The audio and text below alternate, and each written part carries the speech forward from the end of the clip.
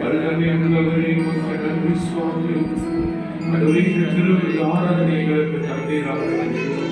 இந்த திருவிழா ஆராதனை கர்த்தாவே, அப்பா உடன்படிக்கையின் ஆராதனை சுவாமி, நாங்கள் நினைவு கூறுகிற ஆராதனை கர்த்தாவே எங்களுக்கு தந்தீரே ஸ்தோத்தரிக்கிறோம் சுவாமி.